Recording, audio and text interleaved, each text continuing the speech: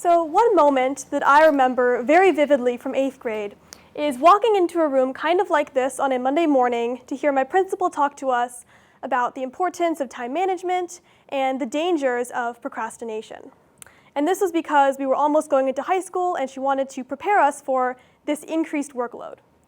And she described procrastination kind of like this.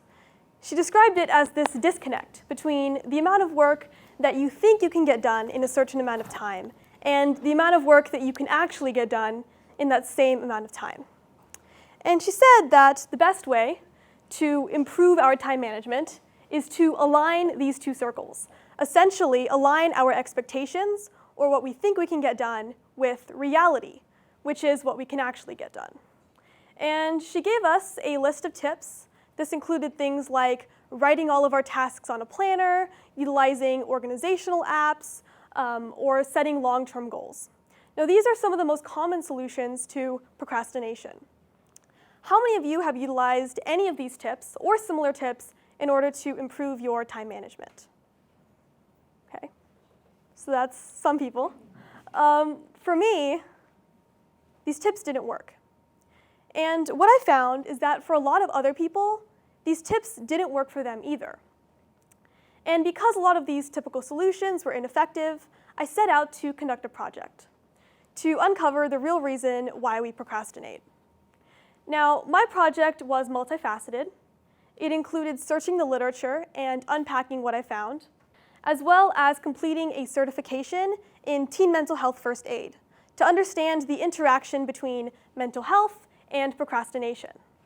I also tested a lot of these methods in my own life, as well as I'm sharing my results through workshops as well as through talks like this one.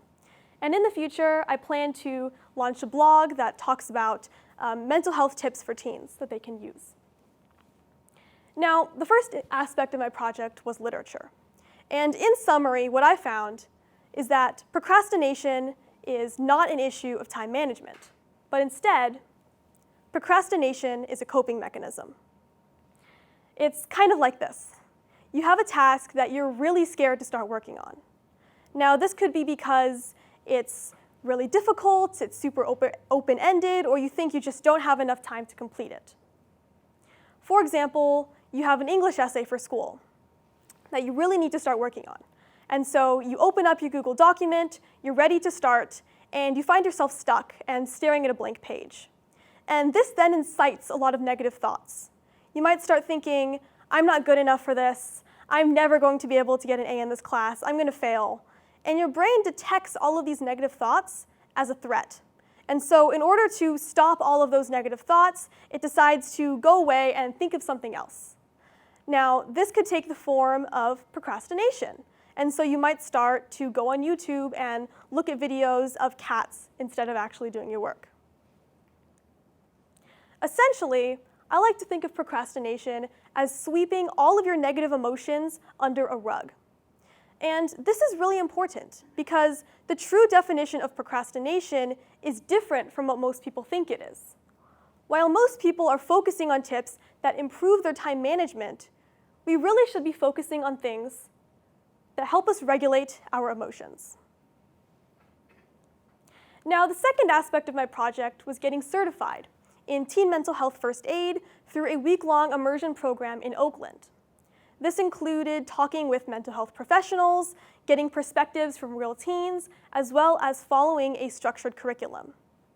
And what I learned was very similar to what I learned by searching the literature.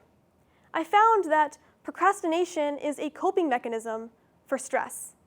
And so students who experience more stress tend to procrastinate more.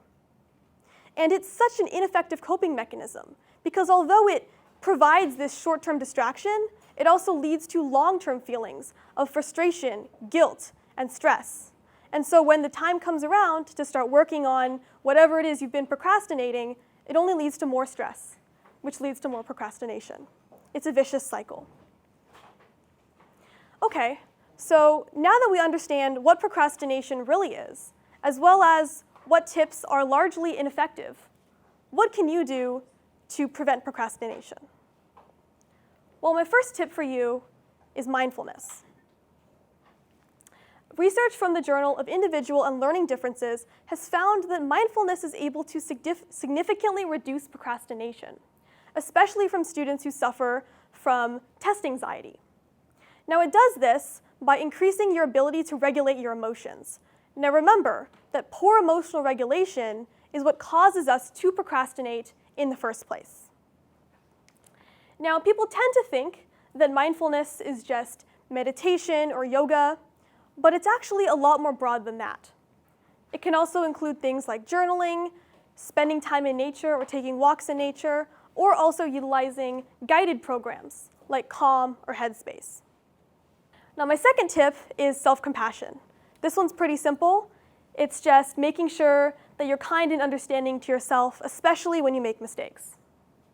Now, it does this by decreasing the intention gap. An intention gap is just that period of time between when you identify a task and when you actually start a task. Now, the great thing about self-compassion is you don't need to physically do anything to get results. You just need to, in your brain, commit to treat yourself with greater kindness in the future. Now, if you want a more guided way to improve your self-compassion, you can start by thinking of yourself as you would a close friend or a family member, or reciting positive self-affirmations. And my third tip is called inquiry-based stress reduction. Now, this one is good for those who want a little bit more of a concrete set of steps that they can follow to reduce procrastination. Now, inquiry-based stress reduction has been found to completely reduce procrastination, but also replace it as a coping mechanism, and replace it with a much healthier mechanism, which is the ability to reflect on your own thoughts. Research from Frontiers in Psychology has found that this is something that's long-term. So it's not something that just lasts for a couple days, but it's actually something that lasts for months. Now, although this name sounds really complicated, it's actually really simple. All this is a method of identifying your stressful thoughts and then questioning how valid they are. And we're actually going to go over an example of inquiry-based stress reduction together. So for example, my stressor could be an upcoming exam that I'm really worried about. And the reason that I'm stressed out about this is because I believe that the material is way too hard for me to comprehend. Now, the first question to ask yourself is this thought true? Because a lot of times, a lot of the anxious thoughts that come through our minds are not really very likely to happen. And just to make sure, ask yourself again, can you be absolutely sure that this thought is true? Now, my next question is, how do I feel when I have this thought? Are there any images or sensations that come to mind, emotions, or maybe obsessions? Now, this question is meant to help you understand how you react when you have a stressful thought. So for example, in my explanation, where I have an exam that I'm really stressed to start working on, I could feel really stressed out about it, and so I imagine myself failing the test. And in order to avoid those feelings, I go and eat junk food like French fries. That is my reaction to this stressful thought. And then finally, ask yourself, how would I feel without this thought? This is meant to help you understand how your stressful thoughts are holding you back. So if I wasn't stressed about this exam, would I be actively studying or preparing instead? And your last step is to turn this thought around. So by looking at all of these questions before, I might have realized that I actually could be prepared for this exam. I just haven't looked at the material well enough because I've been procrastinating. Or I can think about the fact that I have a lot of resources to help me out. Okay, so this is a QR code to scan if you want a little bit more of a detailed version of the method that we just walked through together. I'm also interested in creating a blog on teen mental health, so if you're interested in learning about that, you can also scan this QR code, as well as if you're interested in getting certified for teen mental health first aid. Okay. And finally, I know that these tips do take time to implement, but remember to not procrastinate them, because the longer you wait, the more likely you are to forget about them. So start now. And finally, I'd like to extend thank yous to my parents, Dr. Liz, Ms. Mona, as well as the staff of Medical Immersion Summer Academy. I've been working on this project for a couple months, and I'm excited to continue working on it for the rest of the year and see where that takes me. And I invite your questions.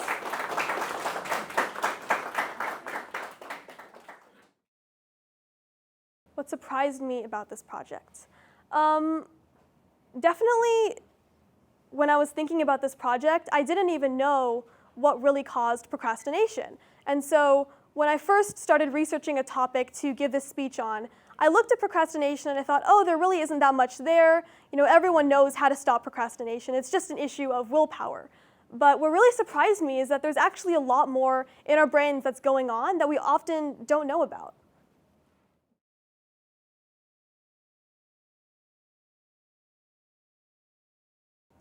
Well, my biggest surprise was how all of this connected to mental health. Because again, when I first started this project, I really didn't think that any of this was that big of an issue. At most, I thought, you know, we procrastinate because, you know, we just don't want to do something, we just want to put it off. But in reality, there's a lot more that's going on in our brains. It's often could be triggered by anxiety, self-doubt, you know, feelings that we have inside our brains that we often don't recognize. And so I think it's really important that when we're thinking about, you know, oh, we want to procrastinate something, instead of just saying, okay, I'm just going to go watch YouTube, maybe think about, you know, why you're procrastinating and what could be causing that. And I think that's the most surprising thing for me. What was there? What was the real reason why we procrastinated?